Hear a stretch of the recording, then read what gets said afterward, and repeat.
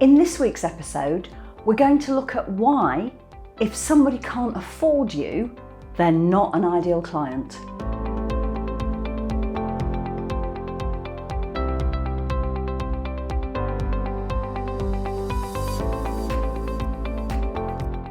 I had a conversation with some coaches a couple of weeks ago on a webinar that I was delivering, and I asked them a really specific question.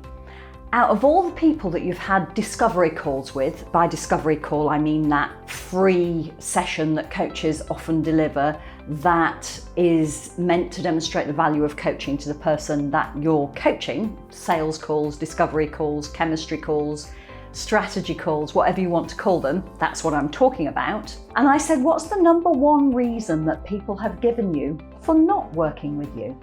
And without exception, they said they can't afford me. Now, we'd already had a conversation about who your ideal client is, and the coaches that I was speaking to were pretty confident that they'd got their ideal client nailed.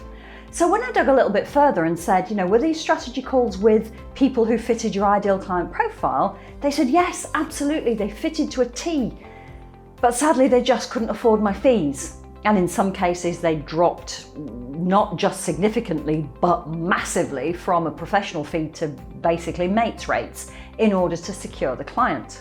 And I said something that was really unpopular, and I subsequently posted it on LinkedIn, and it was equally unpopular there too. And I'm a bit perplexed about it really, because what I said is a fact. It's not an opinion, it's a fact, and it's not something for people to get bent out of shape over. It just is. The thing that I said was, if a client can't afford you, they're not ideal. Apparently that's controversial. Now let me explain why I say that if a client can't afford you, they're not ideal. In particular, let's talk about what I am talking about, and more importantly, what I'm not talking about. So let's go with the not talking about first. I am not saying that only rich people deserve coaching. I am not saying that there is in any way any kind of negative assumption or I'm not trying to be unkind to people who can't afford the professional rate of the coach that they were talking to. What I'm saying is that an ideal client is an exercise that you perform to create a target for your marketing. And in order to create a target for your marketing that is worth you spending time on, that is actually going to result in clients who can and will pay a professional rate for your coaching, they need to be people who can afford to pay you. So let's talk about those two things separately. I think the whole world needs to be coached. I think coaching is a superpower. It transforms lives, and I know because it transformed mine. And I believe that the whole world needs coaching. However, in order for the whole world to be coached, what we need are more coaches making a living at their coaching. Because if they can make a living from their coaching and cover all of their financial bases with some left over to have a nice time too, then they are in a position to offer pro bono coaching. The ability to be able to offer pro bono coaching without worrying about your own finances is a very, very fortunate position to find yourself in. And that's what I want for all coaches.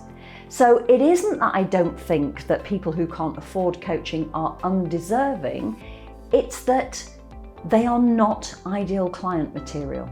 So if we go back to looking at what is an ideal client, and I've talked about this before, let's just have a drill down on exactly what they are. An ideal client is a work of fiction.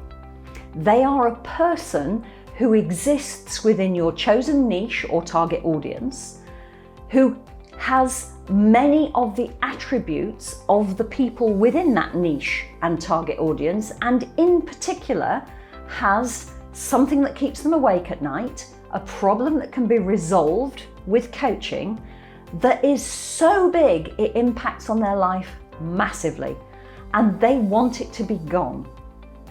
Now, the other thing about an ideal client is that they need to be in a demographic that can afford to pay a professional rate. The reason that they need to be able to afford a professional rate, as I've already said, is so that you get your financial bases covered, and by financial bases I mean all of your outgoings, from your paid coaching, which is paid at a professional rate, so that that frees up some of your time to offer pro bono coaching if that's what you want to do. An ideal client is never a client who can't afford to pay. Now, the reason that the internet lit up when I posted this on LinkedIn was exactly the same thing. People seemed to think that I was being disparaging about people who couldn't afford coaching, or that I was demonstrating a superior attitude, and it was just really, really weird. You know, I am liberal in my politics generally, and I would never exclude somebody for not being able to afford something. But in the case of marketing, and in the case of an ideal client who, let's face it, doesn't actually exist, they have to be somebody who can afford you. Remember to subscribe to the channel and hit the notification bell so that you don't miss a single episode. I really look forward to helping you thrive in your coaching business.